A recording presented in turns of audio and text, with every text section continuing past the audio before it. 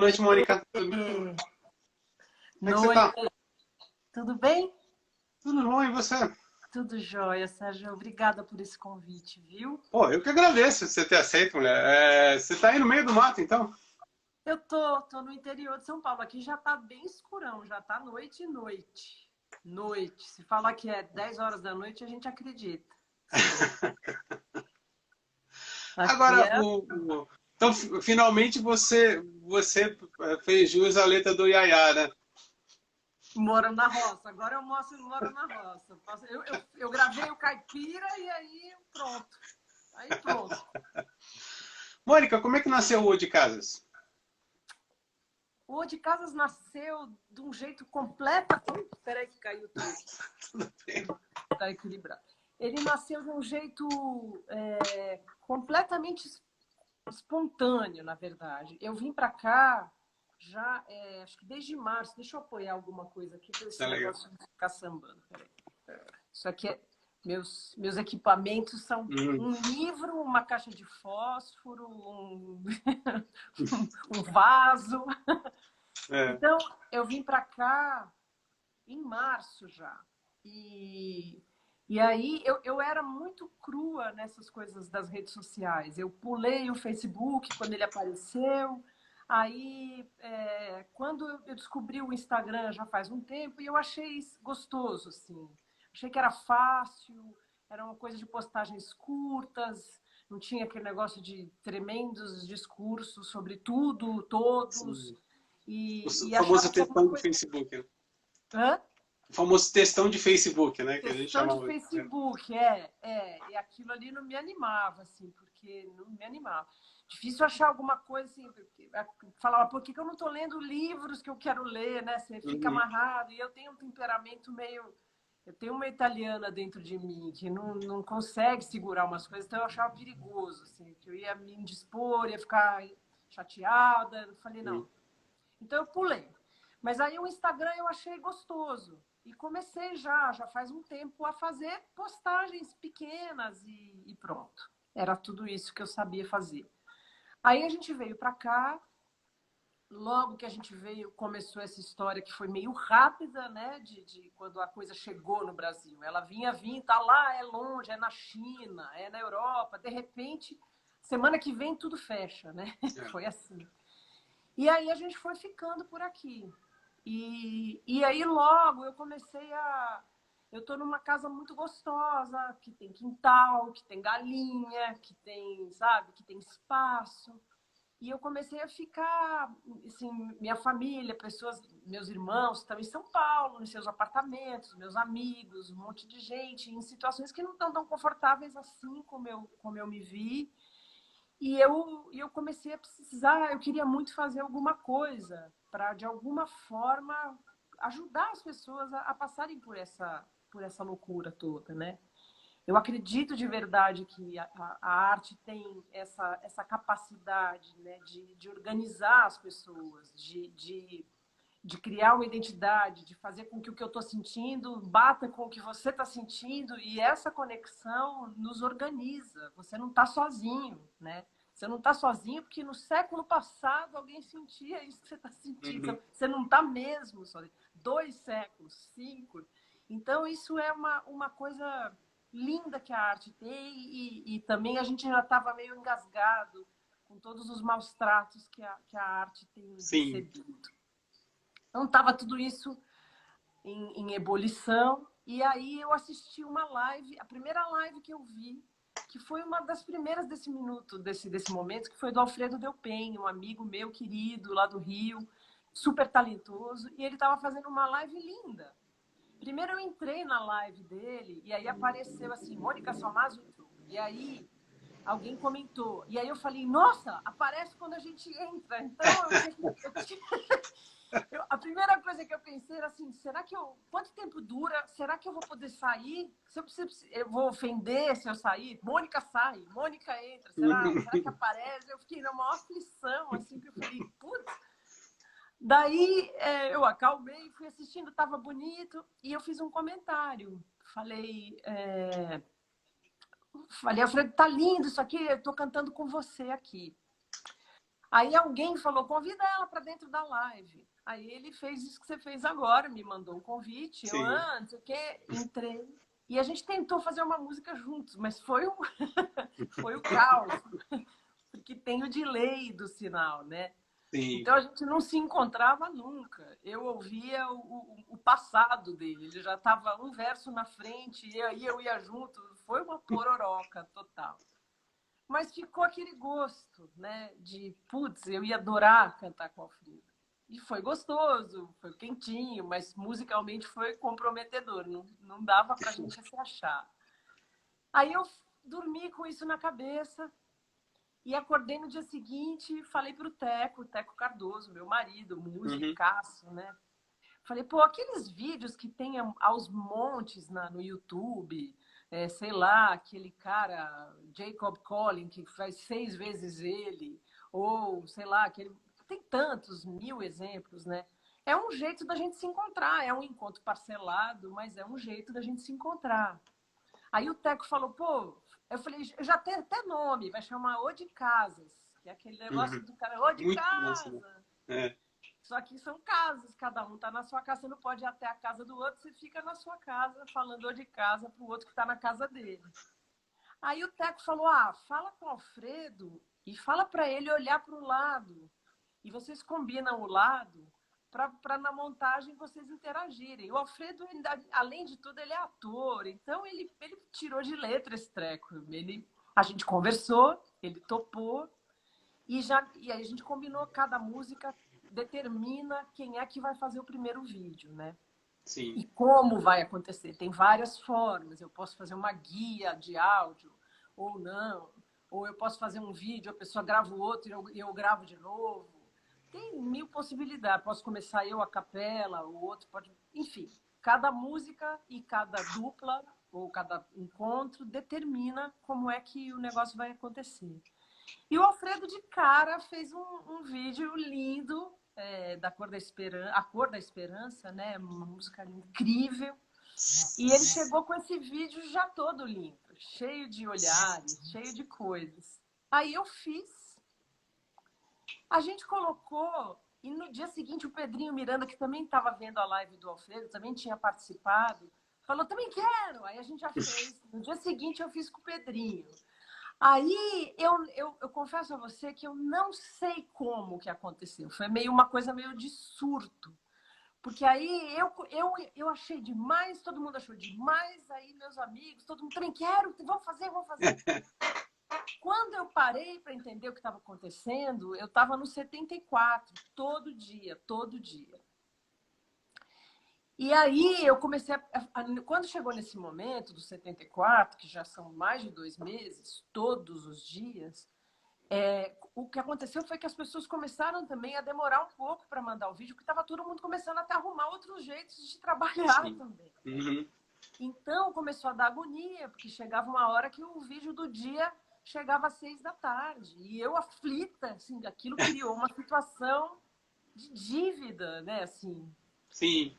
e aí eu falei, nossa, isso daqui tá ficando estranho. Não era para ficar, não era para ser estranho, era para ser gostoso, né? Assim, eu tô aflita com esse compromisso e eu preciso me organizar. O meu iPad tá com a memória aos berros, eu preciso botar os arquivos num HD, eu preciso limpar tudo, o computador tá ali, tava porque foi uma batelada. Aí eu pedi a pinico, né? Foi um dia que eu fiz um vídeo falando, gente, eu preciso de uns dias aí, não tô dando conta, preciso me organizar e tal. E foi muito lindo. Aí eu fiquei muito emocionada, porque esse vídeo foi talvez um dos mais vistos, e as pessoas faziam questão de responder com mensagens, e todas elas eram mensagens de amor e de agradecimento, e dizendo assim, não, 3, 4 dias não, fica mais, sabe, vai descansar, você está precisando, depois de tudo que você fez, sabe? Eu chorava, eu passei 2 dias lendo comentários e chorando, muito emocionada com a rede que isso fez. E aí recuperei o fôlego e aí achei um termo, falei, acho que se eu fizer 3 por semana, eu não vou também... as pessoas vão ter tempo também para fazer os vídeos da parte delas com mais Sim. calma, eu também vou ficar mais calma. E aí estamos assim no 80, hoje 86, Irá. Nossa. Você escolhe as músicas aleatoriamente ou você escolhe pelo que você está se sentindo no momento? Na verdade, primeiro eu escolho pelo encontro, assim. Então depende da pessoa que vai fazer junto. Algumas poucas vezes, por exemplo, quando aconteceu uma dessas terríveis histórias de assassinato de crianças, aquele menino cuja casa a polícia entrou atirando, ele Sim, estava brincando, aquilo ali acabou comigo. E eu estava assim fazendo músicas de alegria, de esperança, tentando deixar tudo leve, mas era muito difícil. Eu estava quase uma coisa esquizofrênica, assim. Aquilo ali, naquele momento, eu falei... E aí eu precisava cantar Meu Guri, do Chico. Eu precisava cantar isso, porque eu fiquei pensando assim, na família, aquela mãe, essa relação, enfim. sim. Foi a música que me veio, é a música talvez mais dura, né, dessa realidade, da vulnerabilidade, e aí nesse lugar muito difícil. Eu estava muito assim. Aí esse foi um caso não muito comum em que eu pensei em convidar uma pessoa, era o Paulão Sete Cordas que eu já queria convidar, mas aí Fantástico. era um pedido meu, assim, falei, Paulão, eu preciso cantar essa música. Aí ele, na hora, topou e fez uma coisa linda. Mas, em geral, os convites são assim. Eu penso na pessoa, são quase todos eles são pessoas com quem eu já trabalhei, ou são amigos, ou são pessoas muito próximas. Então, a gente tem uma história junto. Em geral, as músicas têm a ver com essa história. Ou a gente já fez, ou eu já vi a pessoa fazer. Muitas vezes eu que estou aprendendo o repertório de quem eu convido, o que me deixa feliz da vida, porque me alimenta de música também. Tem músicas que eu fui cantar que eu jamais, cantando coco, eu tive que estudar, não sei, embolada. Foi muito legal, foi muito vivo. Fiquei lá estudando, falava, não vou conseguir, mas tem que conseguir. Meu amigo já mandou o vídeo, agora eu tenho que fazer. É, Então, depende mais, eu acho, em geral, da pessoa que vai fazer junto, o que ela já tem, porque eu tenho que escrever um texto, esse texto vai falar dela, então tem que estar amarrado na música. Então, em geral, eu faço o convite já indicando uma ou duas ou três possibilidades de repertório que tem a ver com a pessoa. Também porque a gente vai pegando a manha, né? Você fala, isso é. vai dar certo, isso não vai, né? Tem um pouco uma manha. Agora, na sexta-feira você divulgou o vídeo, acho que foi na sexta, né, do com o Chico, do João e Maria. Foi no sábado, no No sábado. sábado. É você, o Chico, o Teco e o Luiz Cláudio Ramos, assim. Obviamente obviamente você já tinha a participação do Chico gravada. E como é que você fica segurando aquilo? Porque Essa foi eu penso na difícil. ansiedade do artista, né? Eu falei, meu, eu quero lançar isso logo, tal.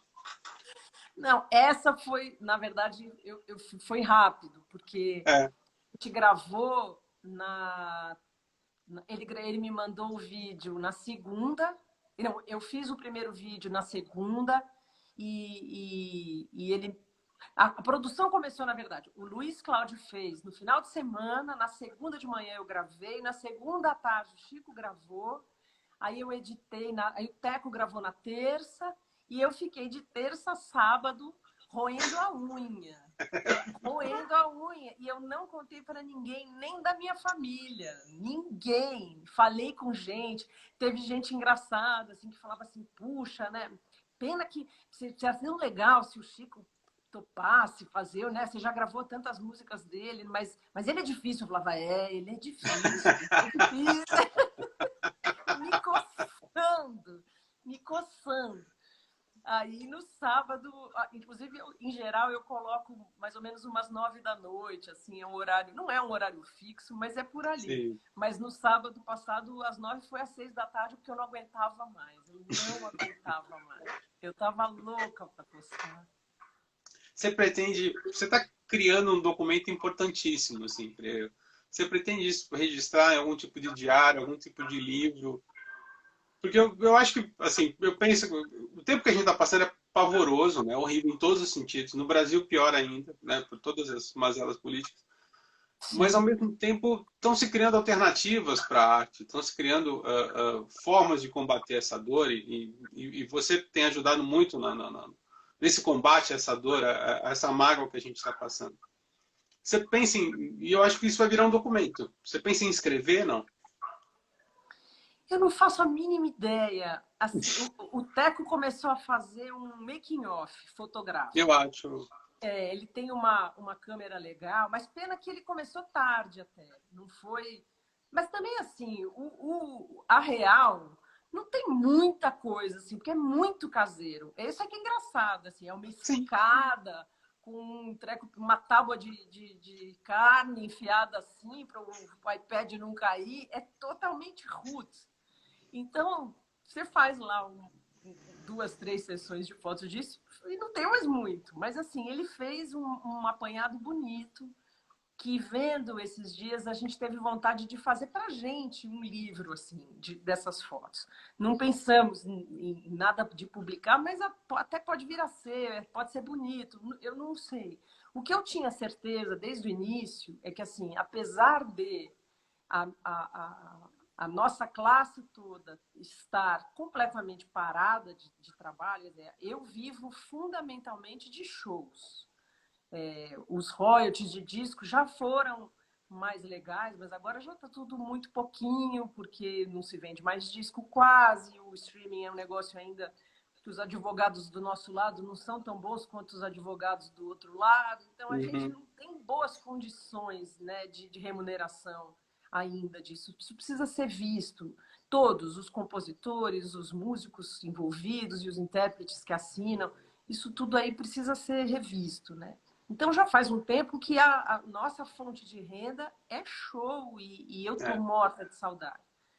E isso é uma coisa que vai ser a última que vai voltar a acontecer. Então, é um desespero que bate na gente mesmo, e não só na gente pela gente, mas por todas as pessoas envolvidas no nosso trabalho, os técnicos que trabalham com a gente. Quer dizer, está todo mundo em suspenso, parado e imaginando algum tipo de solução.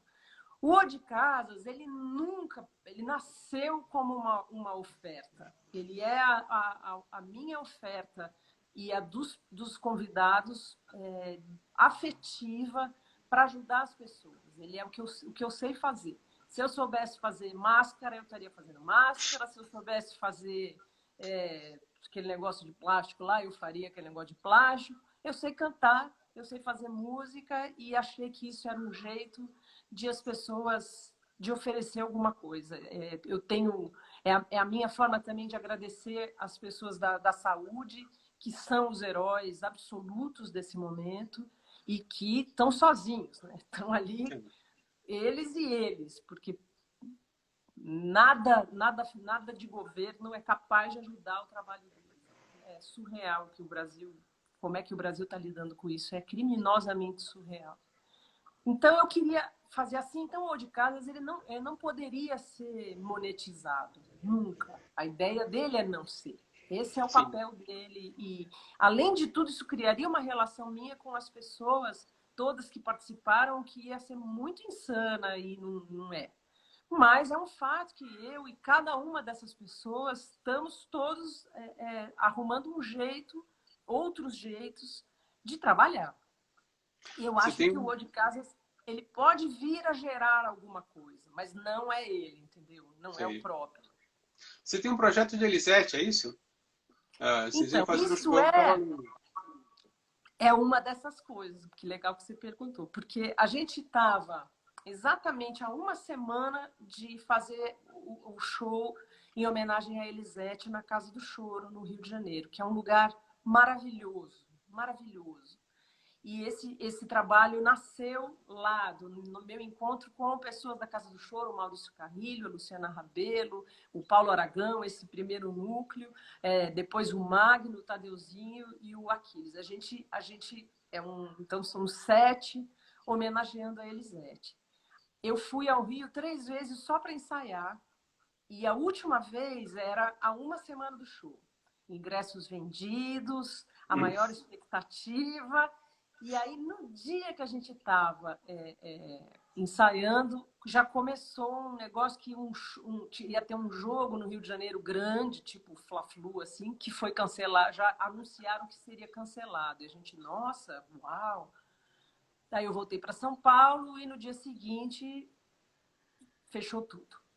Então a gente ficou com esse show aqui, assim, e uma fissura, porque ele é lindo, lindo, lindo. E foi muito trabalho feliz ensaiar e tudo mais. A gente estava louco para fazer.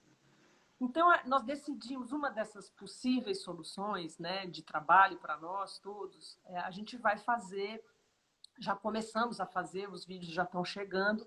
Nós vamos fazer, como o de Casas, um trabalho editado, mas com um outro tratamento, quer dizer, aí sim uma coisa mais profissional. A gente foi para São Paulo, eu trouxe equipamento de som, a gente vai gravar com microfone. O de Casas é gravado direto no celular aqui. Mas esse trabalho não, a gente vai gravar com microfone, vai fazer mixar bonitinho, eu vou fazer uma edição mais profissional e tal. E a gente vai, a Casa do Choro vai inaugurar uma plataforma na internet, onde eles vão ter aulas e material de arquivo maravilhoso e shows. E a gente vai fazer esse show nessa plataforma com venda de ingressos. É um primeiro jeito das coisas poderem acontecer. Eu acho que um segundo próximo jeito vai ser os artistas poderem se encontrar, eles, que são poucos, num espaço todo tratado, né, protegido, e essa coisa ser gravada e também com venda de ingressos disponível na internet. Acho que será um segundo passo. Mas é assim, vamos ver como é que a banda toca, como é que a gente se vira. E você tinha um projeto do disco do Wilson Batista, não é isso? Isso é um show super lindo em quarteto, que nasceu, na verdade, de um convite no Sesc Pompeia, um projeto chamado Samba Imenso. É um show um projeto onde um cantor e um instrumentista se encontram para homenagear alguém do samba. Eles me convidaram para fazer um desses shows e aí eu convidei o Paulo Aragão e ele veio com a família dele aqui para o interior, a gente passou um carnaval discutindo 1000 possibilidades e uma delas foi o Wilson Batista. Aí o Paulo falou, você já leu a biografia que o Rodrigo Alzuguir escreveu sobre o Wilson? Eu falei, não. Ele falou, pô, é demais, você vai pirar. Só que não vai dar tempo, o nosso show sei lá, era em abril, não, é uma coisa assim, maio, e a gente estava no carnaval. Aí eu comprei o livro naquele estante virtual, que ele está fora de catálogo. Quando chegou o livro é assim, tem 700 páginas. Eu não conseguia pular. O Paulo falou assim, vai pulando, vamos direto no que ele fala sobre as músicas, para a gente ter uns casos para contar e tal. Não foi possível pular uma única linha. Pena que eu não tenho o livro aqui. Ele parece uma instalação de arte contemporânea. Sério? Porque ele está cheio de post-it, assim, grudado. Ele é lindo, esse livro. E a gente fez o show meio cantado, meio contado, em duo. Depois desse trabalho feito em duo, que era o formato do projeto, a gente teve vontade de crescer para quarteto. Então, aí entraram o Teco Cardoso e o Luca Raeli, clarinete, flauta, saxofone e clarinete, que é a nossa orquestra de sopros. Então, a gente tem essa... E esse show a gente andou fazendo. A gente fez algumas vezes em São Paulo, fez algumas vezes no Rio. A gente filmou esse show com a vontade de, na verdade, de fazer um documentário sobre não um documentário, mas uma peça em vídeo com material de arquivo sobre o Wilson. Ele é um assunto tão rico que eu achei que era pouco, simplesmente show da cantora. Tem tanto assunto vinculado a isso, é uma época, é um nascimento ou o estabelecimento da profissão do compositor popular. Ali tem tanto caso, tem tanta coisa rica, tem tantos personagens maravilhosos envolvendo que que vale a pena um negócio desse. Então, isso é um projeto que está ali, como tantos, esperando para ver o que rola. Se a gente conseguir fazer ele crescer e virar uma coisa assim, ele pode virar um material em vídeo mais rico se não, a gente vai seguir fazendo esse show assim que a gente puder. E tem o lançamento do disco com Ginga também, né? Esse ano é um ano estranho. O ano passado o Teco e o Proveta e o Ginga fomos para o Japão. Eu estava com o pé quebrado, foi epopeico o negócio. Eu fui de cadeira de rodas e muleta. E a gente fez uma turnê lá. E era lindo.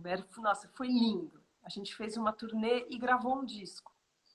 Foi muito lindo, com o pé quebrado e tudo. Foi maravilhoso. É um lugar mágico. Aproveita, é um cara maravilhoso também, né? Ele é.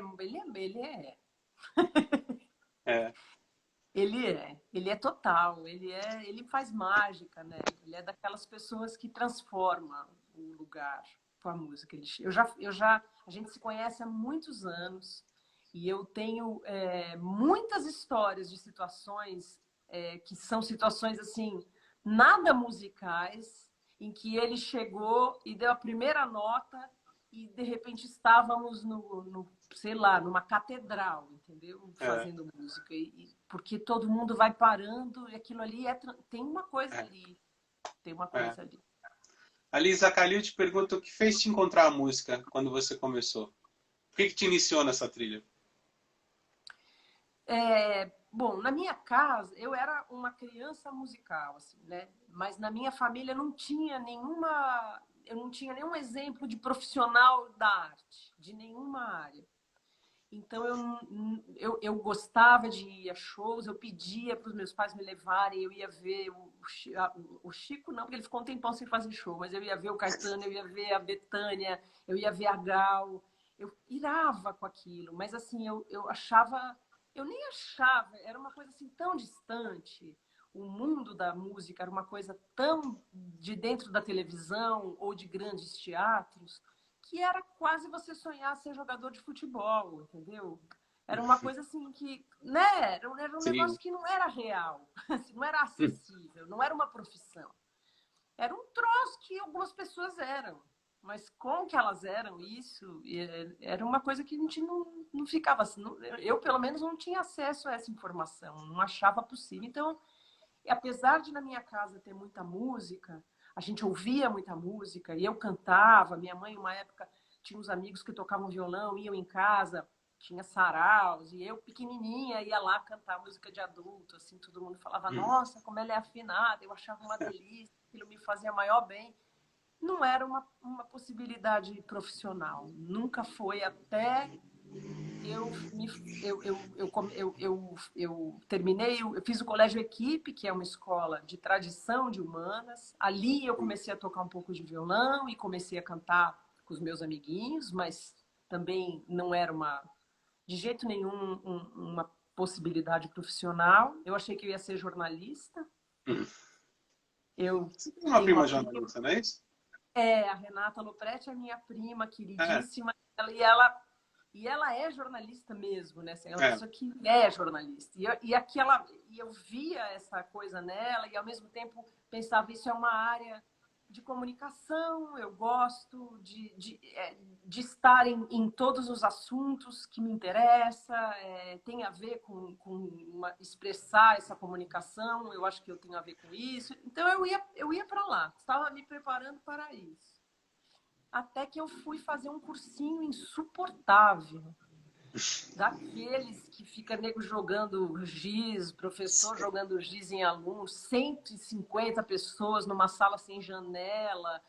Um troço para mim que era um purgatório. Eu falei, credo, eu vou morrer aqui. Eu estava lá naquela escola, toda cabeça, toda afeto, e chego aqui nesse troço horroroso. Aí eu fui fazer aula de canto. Porque eu queria respirar e ficar feliz. Aí, quando eu fui fazer aula de canto, eu fui na escola Espaço Musical do Ricardo Brenha, uma linda escola de música de São Paulo. Cheguei lá e descobri que existia essa profissão cantora, que não era só a Gal, e a Elis Regina, e a Sim. Clara Nunes. Não era só quem estava na televisão. Era possível ser professor, era possível gravar jingle, era possível... Era quase possível ter um trabalho independente. Isso era meio início, né? Era o início de pequenos selos.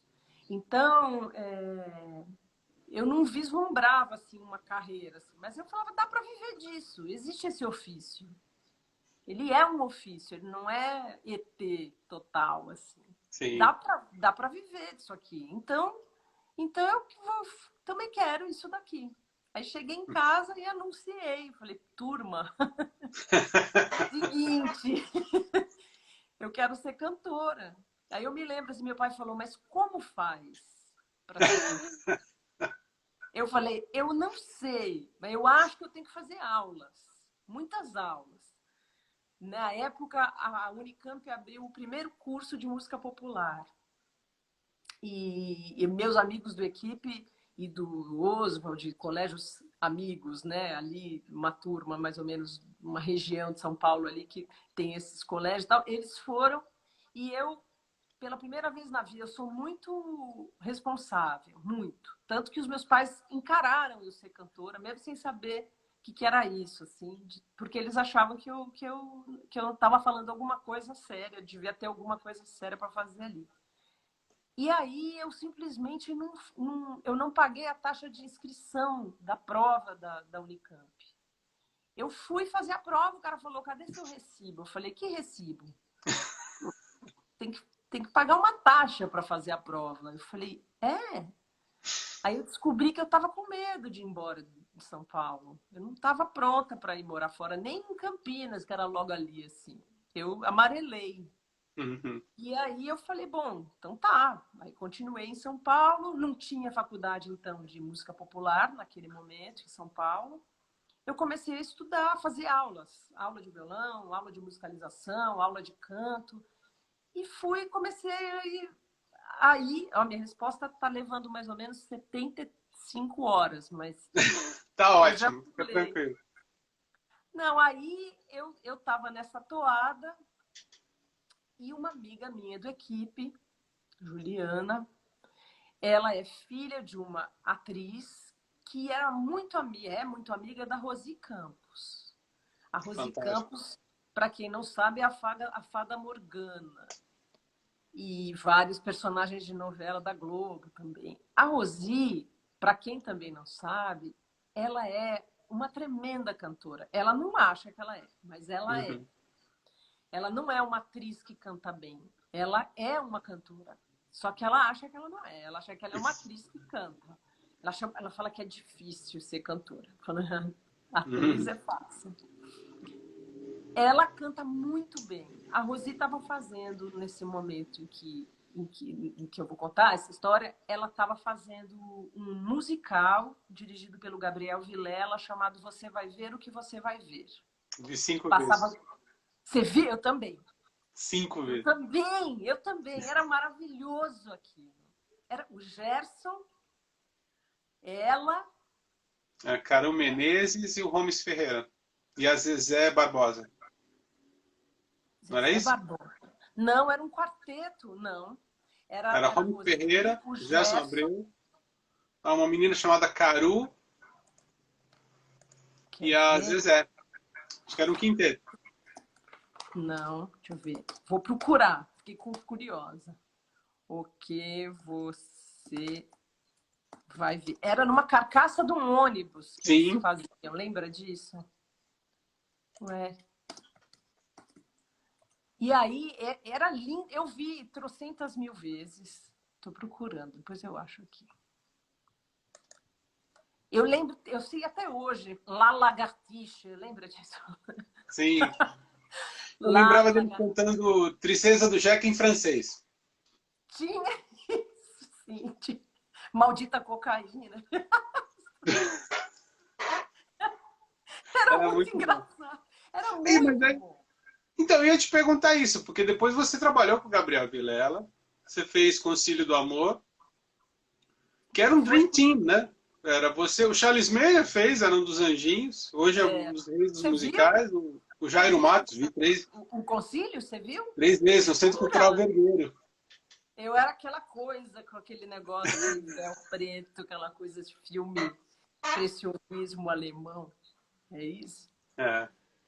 Não, aquilo. Então, foi exatamente isso. A Rosi estava fazendo o Você Vai Ver o que Você Vai Ver. E o Gabriel estava começando a leitura de texto e a montagem da peça seguinte, que era o Concílio do Amor, que não era um musical, que era uma peça seríssima, um texto incrível. Olha lá, Né? Ellen Helena, Gerson Abreu, Gomes Ferreira. Sim, sim. Ellen O Helena, Gerson, a isso. Rosi, a Ellen e o Gomes, exatamente. Obrigada. É ruim quando dá branco, ainda mais quando é nome de amigo.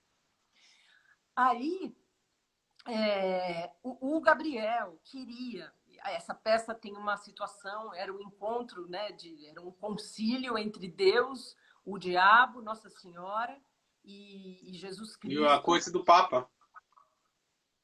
Tinha parte que se passava... como é que eles chamam mesmo aquele Papa? Como é que era o nome dele? Os Borgia. Era... Isso. Os Borgia, que Deus manda sífilis para castigar a devassidão. Exatamente. E aí é uma coisa que discute a moral, que discute tudo isso. E aí tem todas as personagens femininas na história que representaram momentos maus da humanidade, né? Sim. E aí o Gabriel é um mineiraço, ele queria que chegassem as imagens, a entrada de Jesus e da Maria, que fossem levadas por uma Verônica da Procissão da Paixão. Ele queria que fosse como se fosse uma procissão que chegasse puxada pelo canto da Verônica, que era um canto da procissão, que ele tinha isso na memória, ele tinha uma fita cassete com uma senhora cantando que era a coisa mais linda do mundo. Então ele perguntou para a Rosi se ela conhecia alguma menina nova que pudesse trabalhar na peça e ser a Verônica. A Rosi era amiga da mãe da minha amiga. A Rosi tinha me visto, assim, sei lá, 4 vezes, das 20 vezes que eu fui assistir o Bu Rei, e ela era a mãe Ubu. E depois a gente ia para casa dela, por causa da minha amiga, eu ficava assim, babando, né? E ela via aquela menina babante, era eu. A minha amiga comentou que aquela menina que era amiga dela, que era eu, tinha desistido de fazer faculdade, que queria ser cantora. Só falou isso. E a Rosi, quando o Gabriel perguntou para ela, a Rosi falou: conheço a pessoa que você precisa. Ela é ótima, ela nunca tinha me ouvido cantar. Ela é ótima, ela sabe tudo, ela lê música. Ela deu uma blefada federal, pediu meu telefone para minha amiga e me ligou. Eu em casa, roendo unha, com medo danado do futuro ali, o que vai ser, mas vamos lá. De repente me liga aquela voz da Rosi. Oi, Mônica, tudo bom? Rosi Campos está falando aqui. Eu falei, meu Deus, Rosi Campos. Aí ela falou, olha, o negócio é o seguinte, o Gabriel Vilela está fazendo uma peça assim, assim, e você vai lá, faz o teste e vai fazer essa peça. Vai ser ótimo, pode ir. Já falei, já dei seu telefone para ele. Falei, tá bom. Dali a pouco me liga o Gabriel. E eu toda honesta, mas eu tô começando, mas não é, mais ou menos. Aí ele falou, tudo bem, vai lá fazer um teste amanhã. Tá bom. Aí eu estudei no violão Lugar Comum, do Gil e do Donato, que era mais ou menos fácil para mim, assim, de tocar, porque meu medo era de errar e aí me atrapalhar. E lá fui eu, com a minha violinha debaixo do braço. Cheguei lá, já no Centro Cultural Vergueira, naquele lugar embaixo, que não era, hoje é uma biblioteca de braille, não era nada ali, era um depósito. E o Gabriel, genial, falou, eu quero fazer ali, porque tinha umas escadas de ferro, que ele falou, é ali que vai ser o negócio. E o público andava em procissão de um espaço para o outro. Ele foi genial. Cantarola aí, Mônica. O canto da Verônica. Ó vós homens, ó vós homens, que transiteis per via. Era tão bonito. Legal. Aí eu fui lá com a minha violinha e cantei sem graça pra caramba. Aí o Gabriel falou, tá ótimo, pode começar amanhã. Aí eu fiquei, foi a coisa mais linda do mundo, porque não é usual, né? Assim, o meu primeiro trabalho cantando, eu não era uma cantora. Eu estava ali dentro de uma peça de teatro, também não era uma atriz, eu estava ali fazendo uma coisa lá, uma costura, uma coisa ali, e que eu aprendia ali, era um grupo grande, sem grana. Uhum. Então, o ator o Rossi, que fazia o Papa, ele era figurinista da Vai Vai. Ele era o cara que ele idealizava o figurino e a gente costurava, a gente cortava, a gente fazia. A gente ia comprar, a gente ia limpar, a gente fazia a faxina do teatro ali, daquele espaço. A gente foi feito um camarim de madeirinha ali, porque não tinha nada ali. E era tudo a gente que cuidava. Então, tinha uma coisa de... E os atores de teatro, principalmente, eu acredito, principalmente de teatro sem grana, né? Tem uma coisa de fazer acontecer.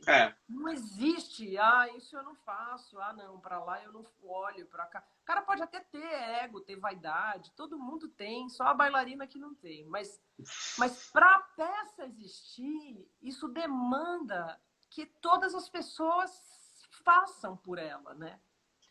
E ali eu vivi uma situação que eu talvez na música nunca tenha vivido tão intensamente, de um grupo inteiro trabalhando no que fosse preciso para o negócio acontecer. Meu negócio era desse tamaninho, eu cantava duas músicas para lá, duas músicas para cá, mas eu estava ali costurando, fazendo faxina, pintando o chão, e isso foi para mim um aprendizado fora o tempo, né? Assim, entre os ensaios e a peça, eu fiquei 1 ano da minha vida morando no Centro Cultural Vergueiro, que é um lugar onde hoje a minha casa em São Paulo é perto de lá, e eu passo por lá com um enorme de um amor por aquilo ali.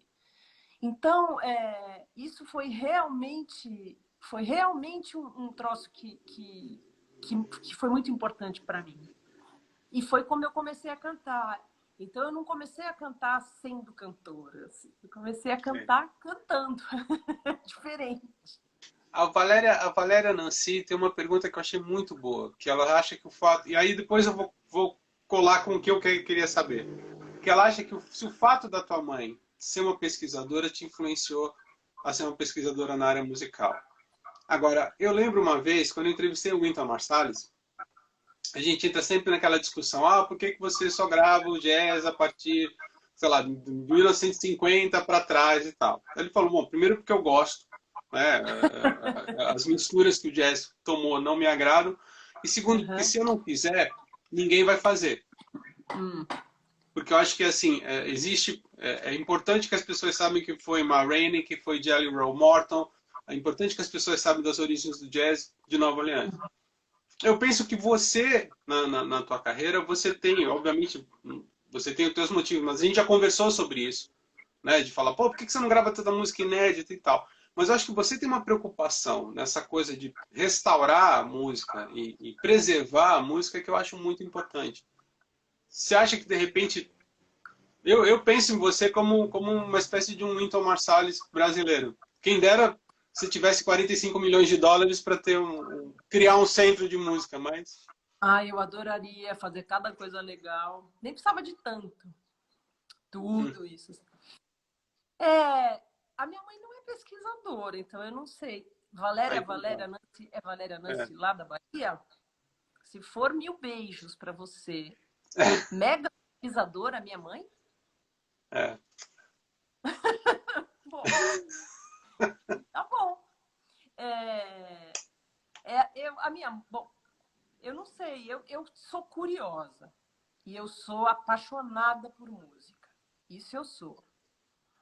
E eu nunca quis compor, eu nunca quis, nunca tive essa coceirinha, nunca tive essa vontade. Eu acho que Eu acho que eu tenho uma paixão, assim, pela essa coisa que acontece de alguém fez uma música, esse alguém pode não estar mais aqui, esse alguém pode ser uma pessoa que viveu na época da Moreninha, entendeu? E esse alguém escreveu uma coisa que faz sentido para mim, que reverbera em mim. E eu vou oferecer isso para outras tantas pessoas que também têm outras vidas e outros jeitos e outras histórias, e isso reverbera nelas. Esse caminho, esse encontro, desde a fonte até o destino, assim, eu sou o caminhão que faz isso, assim, e eu acho isso muito bonito. Isso me dá muito prazer, tanto achar quanto oferecer, entendeu? Na verdade, eu nunca penso assim se a música ela é mais velha e merece ser ouvida para que as pessoas conheçam, porque para mim não tem essa idade. Sim. Eu não faço a conta de quanta música nova, quanta música velha. Nunca fiz, nunca fiz. E as músicas vão chegando por vários caminhos e eu vou guardando. Algumas vezes, em alguns trabalhos, eu fiz pesquisas localizadas, porque era uma demanda, o trabalho veio antes dessas músicas morarem comigo. Outras vezes, as músicas que moravam comigo já, vindas de vários momentos, de várias situações, desaguaram em um projeto. Mas nunca foi uma coisa de contabilizar o que é novo, o que é velho. Para mim não tem isso. Nem tem o que é inédito e o que é muito gravado. Eu nunca liguei a mínima para isso. Para dizer a verdade, para dizer que eu nunca liguei, eu tenho muito aflição, por exemplo, de eu vou fazer um disco. Um disco tem 14 músicas. 14 é muito pouco. É um aperto. E aí eu vou pedir uma música para um compositor fazer para mim uma música inédita. Daí ele faz. E eu não gosto da música. O que eu vou fazer? Isso é tipo um pesadelo para mim. Sabe aqueles pesadelos que a gente sonha que ficou pelado, que está sem dentes, aquelas coisas. Isso é um pesadelo, assim, porque isso, você já imaginou assim, eu vou tirar alguém que eu gosto muito para colocar uma, ou eu vou dizer não para aquele compositor querido que fez aquela música. Então, isso é uma situação que eu evitei muitas vezes, assim. Apesar de que eu conheço compositores incríveis que eu poderia pedir. Mas eu tenho muito medo dessa situação. Porque cada música das 14 que vão... Ó, tem alguém que sofre igual, viu? Araújo sofre igual. Cada música que você vai tirar de um projeto dói muito, assim. É terrível, porque é uma situação toda a escolha. Muitas vezes a situação nem é a escolha, é a recusa, né? Você falar, eu vou excluir você, porque só posso 14. Então, já é complexo esse sistema. Se entrar uma música só para dizer que eu ganhei uma música de um determinado compositor, eu confesso que eu não acho isso suficiente. Então, essa é a única coisa. Se a música já foi hiper gravada e a música mais comum do mundo, se eu tiver uma razão para ela estar naquele disco, uma razão de afeto, ou uma razão porque faz sentido no projeto, mas eu não estou nem aí se ela já foi gravada ou não. A gente fica lendo esses comentários, não dá para não... Agora vem cá, como é que tá a fila para participar do de casa? Porque tem uns que repetem, né? O Pedro repetiu, o Memari repetiu. Tem uns que a gente já pensou, já várias, assim. Vamos fazer essa depois, ou quando der. Depois uma que você puxa uma, depois dá vontade a outra. Porque, como eu te falei, são pessoas... Tem umas pessoas que são muito, muito próximas já, né? Então, uma ideia puxa a outra. Quer ver? Eu tenho aqui, não vou jamais dizer quem são, 1, 2, 3, 4, 5, 6. Eu tenho 7 prontos e tenho uns 7 por chegar, para começar. Então tem um tanto. Você sabe o que você está falando? Você está falando dessa coisa de pedir a composição. Foi muito engraçado. Eu adoro a tua versão de Onde Ir, da Vanessa da Mata. E aí uma vez eu fui falar com a Vanessa, falei, poxa, a Mônica fez uma tremenda versão. Aí a Vanessa fez meio que murchou e falou assim, ela tirou um verso da música. Aí eu tive que segurar para não falar assim, ficou melhor. Eu não vou falar isso. Ô, Vanessa. Olha, tem um porquê, na verdade. Eu também prefiro como eu gravei, mas além disso, tem um porquê. Porque, na verdade, eu conheci essa música numa fita demo que Sei. a Vanessa fez com o Suami Júnior, que também fez um Ode Casas lindo de uma Que é um música gênio, dele. né? É. O Suami estava trabalhando, fazendo era um trabalho embrionário que acabou não Sei. acontecendo, aí ela foi para outro caminho. Mas ele, bonitinho, me mandou essa fita. Falou, ó, Vanessa, compositora nova, ouve essas músicas. Era início mesmo. Sim. E aí ela me mostrou. E nessa fita cassete, gente, diz muito sobre a idade da pessoa. Nessa fita cassete, ela cantava a música como eu gravei. Depois que eu gravei, eu ouvi a gravação dela e ali tem um final que um pouco ele quase que ele nega o que tinha. É um Sim. jeito de ensolarar, assim, né? Uhum. Que tudo bem, ela entrou nessa, ela quis fazer isso, ela teve vontade, a música é dela, ela faz o que ela quiser. Sim. Mas para mim a música chegou daquele jeito. E eu entendi a música daquele jeito, para mim ela é ali. Aquele pedaço, ele é uma porta que abriu para outro lugar. Mas eu gostava daquele lugar ali. E eu gravei assim. Mas ela me cobrou quando ela ouviu. Cobrou? Você cortou a música? Eu falei, não, eu não cortei nada. Eu ganhei uma fita com a música do jeito que eu cantei. Eu nem sabia se esse pedaço que você está falando que eu cortei era dessa música ou era uma citação. É. Eu ganhei assim. Ela não foi muito mal agradecida. Ficou melhor, mas ficou melhor. Mas Ah, eu amo essa música. Eu amo essa música do jeito que eu gravei. Eu amo essa música. Ó, Belinha Almeida pergunta se depois de Chico e Edu tem mais alguém nos teus sonhos. Ah, sempre tem, né? Sempre tem. Ah, tem tanta gente incrível. Belinha, você quer que ela entregue o jogo, é isso? Não pare, né? Não, dos meus Tá bom. sonhos. Eu posso falar dos meus sonhos. Hum. Ah, eu adoraria fazer com o Caetano, com o Gil, com a Bethânia, com o Alceu. Adoraria Sim. fazer com o Alceu. Adoraria fazer com a Alcione, com a Marrom. Já pensou Sim. fazer uma de casa com a Alcione? Eu vou ter um troço. Eu adoraria fazer com... Tem tanta gente com o Zeca. Putz, Zeca. Já pensou o Zeca? É. Fantástico. Você sabe que o Zeca tem um repertório de seresta que é impressionante, né? Ele é danado. Uma vez eu entrevistei ele tem um repertório impressionante. Eu falei, poxa, por que você não faz isso? O Milton, ó, Klamer, pensou? É. Não falta. A gente tem esse país que é rico, milionário de música. É milionário de música. Olha lá. É. Gente, liga pra ele, fala pra ele. Tá? Nosso tempo infelizmente está acabando. Eu queria muito agradecer você. Eu sou um grande admirador. Passei a tarde inteira vendo o de Casas, que eu acho fantástico. E na boa, você tem que escrever sobre essa experiência. Porque eu acho que daqui acho que daqui a 10, 20 anos as pessoas vão pesquisar o que aconteceu nesses tempos. E podem ter falado assim, a gente teve o pior presidente da história, mas a gente teve alguns dos atos musicais mais maravilhosos que puderam acontecer. Obrigada, pô, que coisa mais linda. Obrigada mesmo. Verdade. Obrigada de verdade também. Eu também.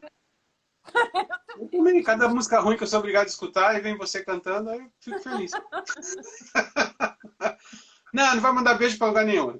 Eu odeio quando... Odeio não, mas normalmente quando começa as lives fica... Ai, manda um abraço pro meu pai em Quixeramobim, manda um beijo pra não sei o quê. Parece Clube da Xuxa. É a listinha do Faustão, né? É, o show da Xuxa, você lembra? Aquele papelzinho, né? Isso, Fica todo mundo no Brasil inteiro ouvindo falar, mas quem será essa pessoa? Então, Mônica, um beijo pra você, se cuida. Beijão, se cuida também, obrigada. Beijão, tchau, tchau.